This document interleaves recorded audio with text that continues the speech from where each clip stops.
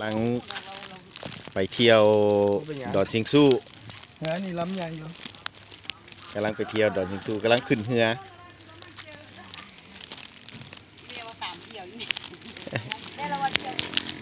เนื้อล้ำใหญ่เนี่ยมันเดี๋ยวจะได้เลยนะ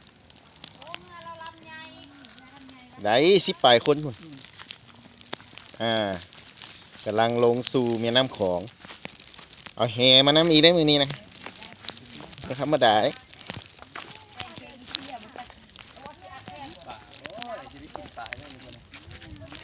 ซื้อป่ามาปิ้งเหรอใบมะขามวันขายเลยได้ในเดียววันนี่ไก่ป่ะอยู่พุ่นนี่ไก่ป่ะนี่ตกไก่ป่ะวันนี้ใบมะขามอ่อนนั่นดอกที่เก็บโอ้ขายบัตรเดียวเลยเข้าไปอันนี้เมียน้ำของเขาเนาะกำลังไปเที่ยว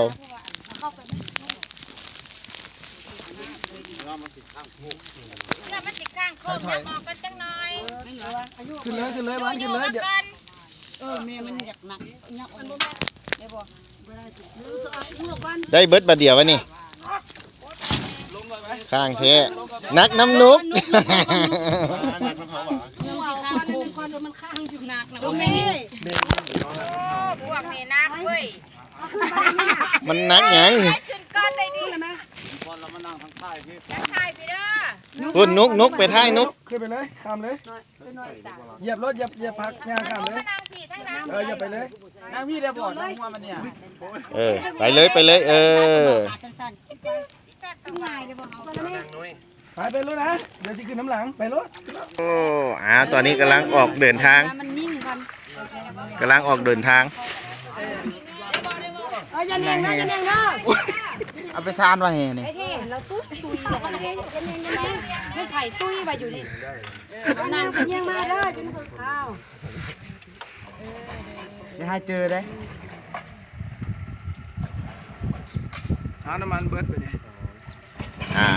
กำลังเดินทาง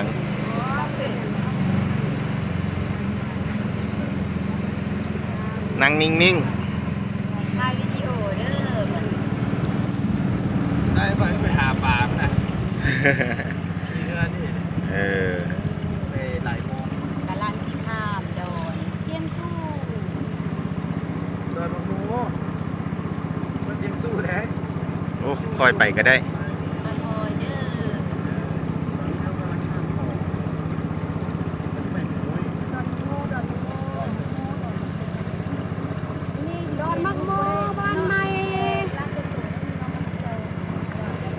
บ่ได้หันหน้าหันหลังเลย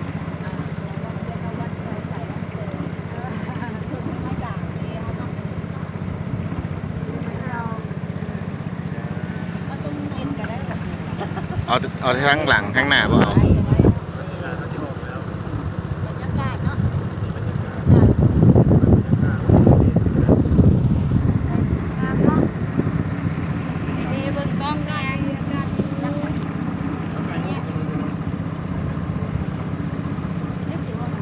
เอาเบิ่งกล้องนี่เด้อนุ๊กแม่เบิ่งกล้องนี่เด้อ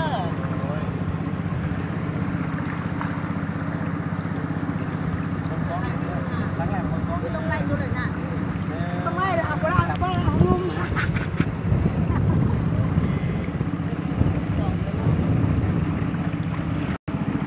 บ้านใหม่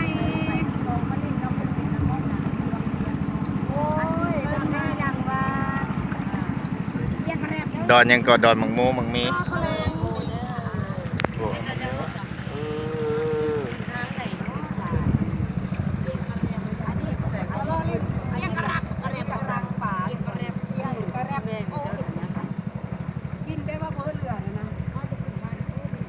ดอนยังก็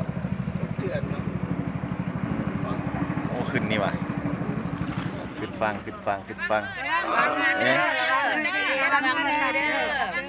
ชู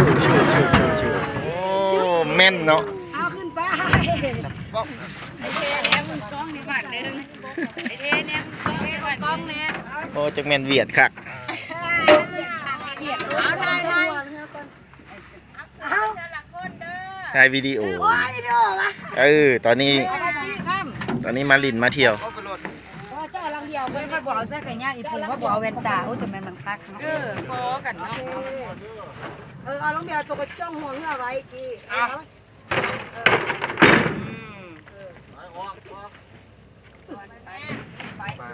ก็ไม่รู้สิบอกได้กูนะ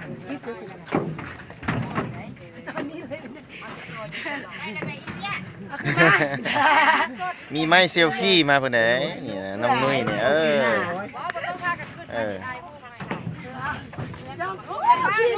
ปุ่นทางนี้ปีนไต จับอีแม่เขาก็ได้แม่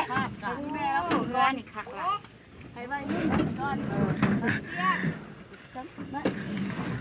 วัดว่ะ ไอ้ยางคอนโดด โอ้บริวารเหี่ยครับ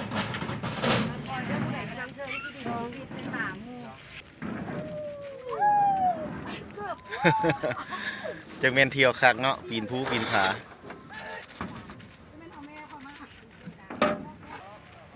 ขึ้นมาฮอดพี่อันนี้ดอนซิงสู้ดอนหมักโม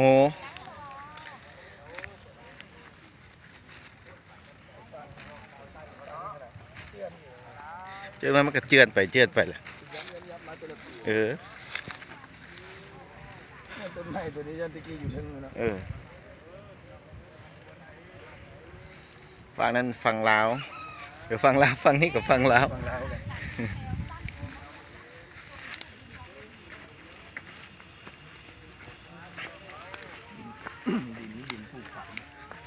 คักนี่ปลูกมันเผาเนาะหัวใหญ่ดีปลูกได้เบิ้ลไหมปลูกซ้าเนี่ยก็สีงามมาพากันมาอย่างก่อนเรียกว่าลืมแว่นตาปูลืมโมเมนต์ใครนี่หน้าก็มี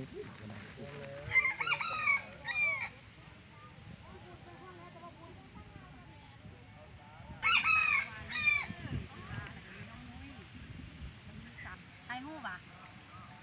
โอ้คนถ่ายวิดีโอสบายดีแม่มีสบายดีบรรยากาศโดยตามที่แกงแม่คุณอาปลาพักข้าเดินพี่น้องปลาหมักบัวปลาเอาไม้ก็มีแต่นอใหญ่ๆนะนอไผ่นอสังไผ่นอไผ่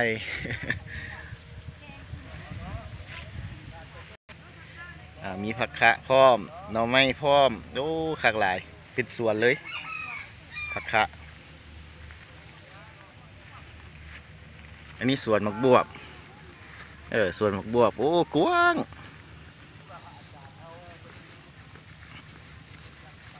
หลายสวนหมักบวบพูนกับอาณาผักคะเนาะคนปลูกหลายแท่นอะไรวะ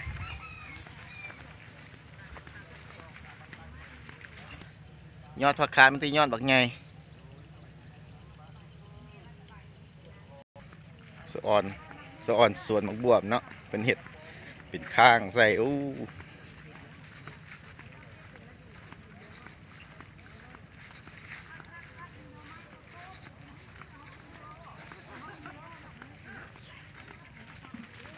อันนี้ปลาโน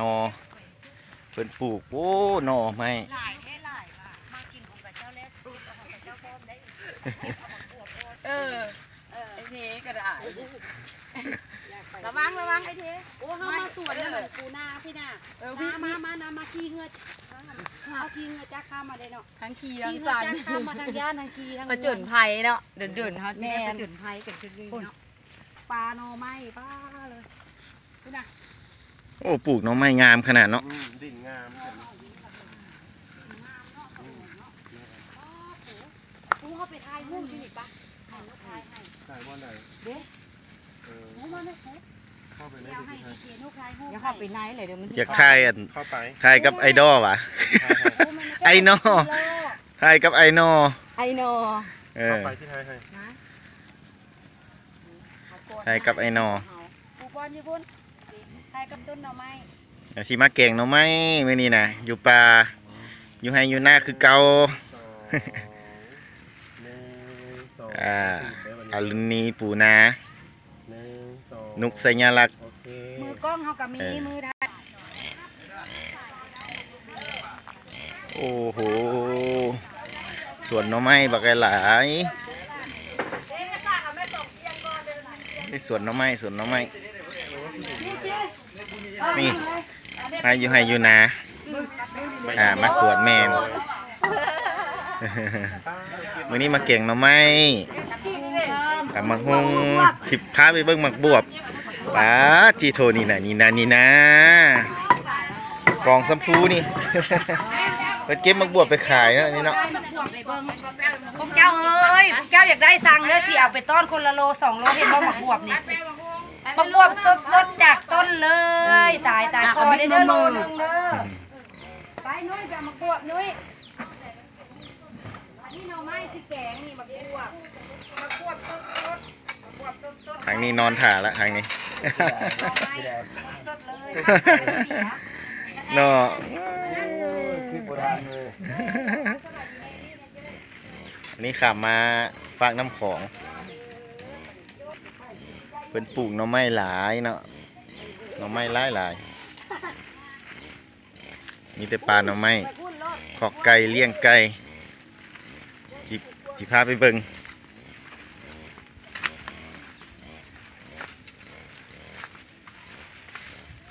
ปลาหน่อไม้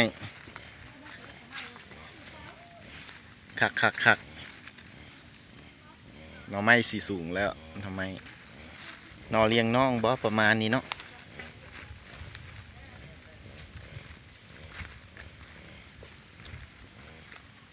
งามเนาะ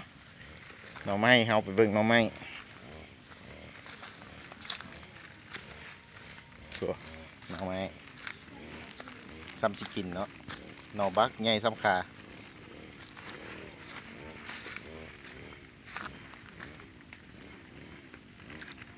หน่อไม้หลาย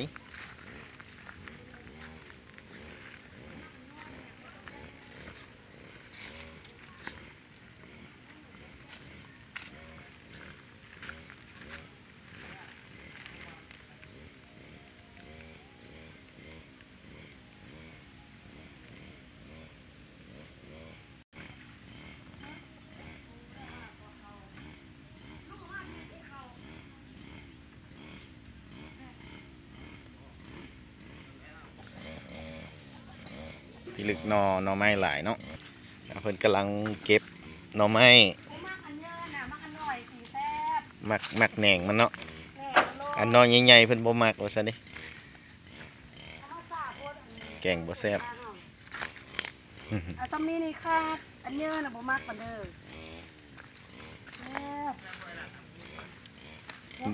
มันเยอะอยู่หักบ่เอาน้อยเยอะ น้อยใหญ่นี่เอาน้อยเดียวก็พอเนาะแต่เอาน้อยแซ่บกว่า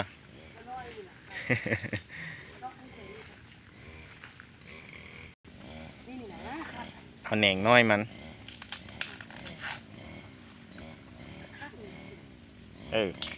เด้จะฝากนั่นก็มี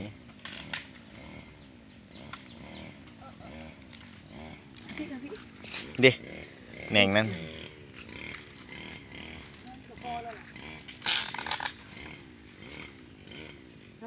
แล้วบ่เนาะแล้วก็ ถึงเวลากลับบ้านไปแกงนอ ป้าน้อยจะมาเก็บก่อนเฮาบางทีเราให้มาหาเอง เออ เดี๋ยวเราเฝ้าไปหาโคตร โอ้ยหน่อไม้อยู่กับนี่บ่ยาก เขาว่าจะไปหาตั้งเจอสิมาเอาแนวนี้แจ้ง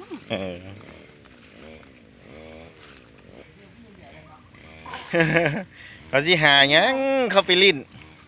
เอาเลยนี่เอาแหน่งมัน อันนี้เนี่ยหมูมักบ้างนิดหน่อยเจ้ เด้บักหลายๆอยู่กับบ่อนนี่ ได้ละ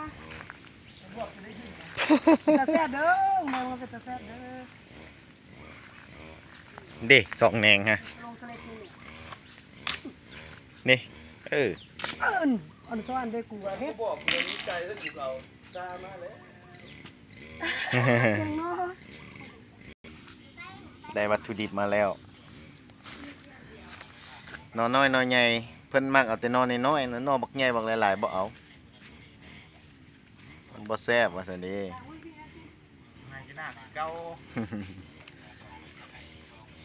ส่ตำบักหุ่งแซ่บบ่ตำบักหุ่งกินผู้เดียวฮะตำบักหุ่งแซ่บใส่บ่มังนาวใส่วะมังนาวกระเซอน้ำตาลใส่วะ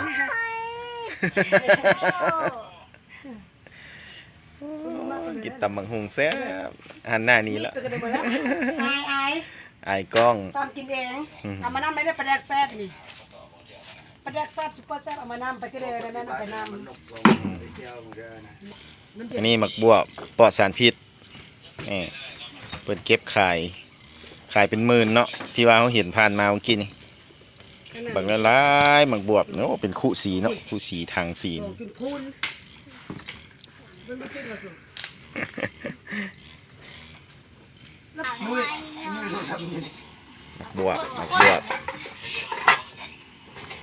กบวบไง อันนี้ตัวตัดกำลังผู้ชาย อันนี้วะ หมกโตนเนาะแล้ว หมักต้น ตระกูลมันนี่แหละ แต่หมักบวบบ่เป็นอย่างที่คั่วกินกับข้าวเจ้านี่โอ้สุดยอดเลยตอนนั้นตอนเวียดมาอยู่นำมันขั่วหมักบวบกินกับข้าวเจ้าปู้หอมหมักบวบหอมมันมีอีกเด้ น้ำที่ข้างข้างทั้งนั้น ปอกหน่อไม้เตรียมแกง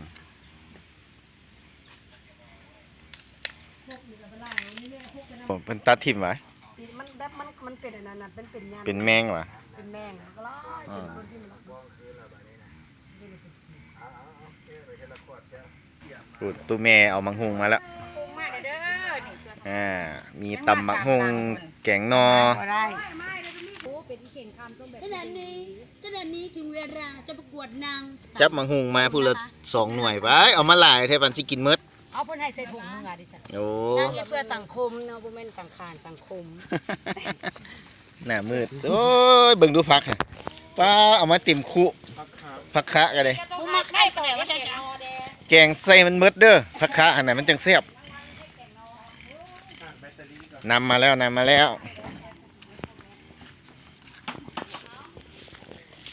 มาเบิ่งกันพวกเพิ่นสิเฮ็ดแกงนอกันบัดผักคะเก็บมาคุหนึงใส่ให้เมดเด้อมันจังแซ่บ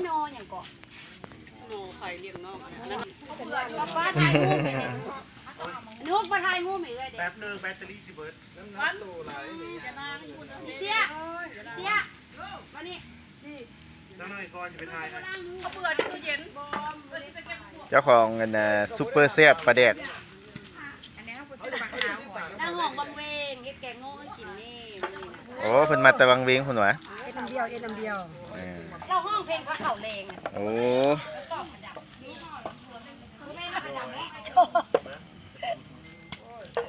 ถ่ายตำแท้นะ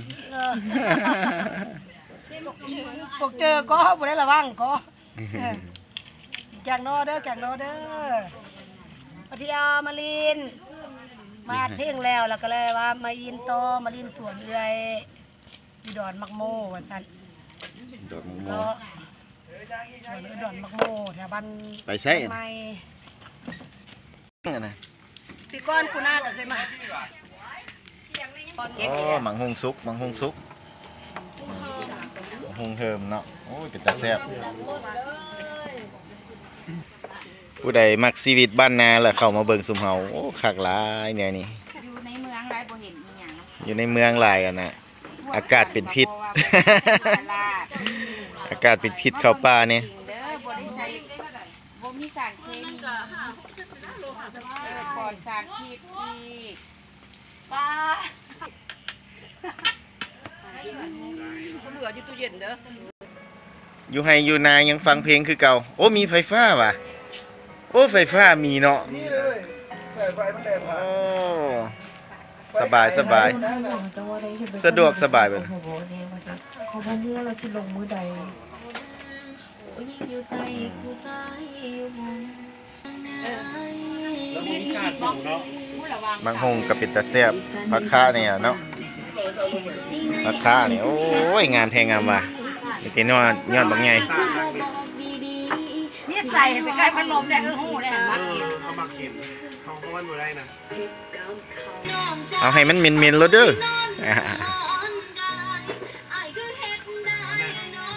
นี่กินมังหุงสดจากต้น อันนี้หมักฮุงเนาะหมักฮุงแบบเราบ่สดบ่ได้สงสัยอยากได้น้ำรอรื่นแหวแหว มังหุงขอดคือคนเนาะ อ่ะขอตะโกนแต่อื่นดึงดึงดึงดึงดึงเจ้า คือคนน้ำหมักหุง มังหุงก็ขอด แม่เอาไปลวกกับเซล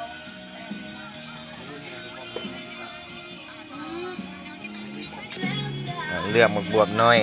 เอาหน่วยน้อยๆอ่อนๆหน่วยใหญ่ๆแก่ๆเอาไปขาย เพลงใหม่ได้เสียงจากของสวนกินก่อนฟังมึงดู สะอ่อนหมกบวบเนาะ บ้าน โอ้กองคูนึง ใส่เด้อ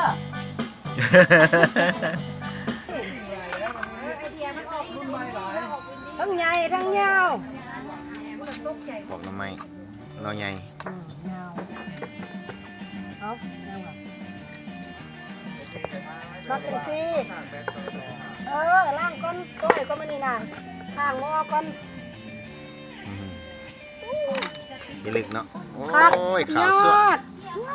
ข้างก้อนเด้อ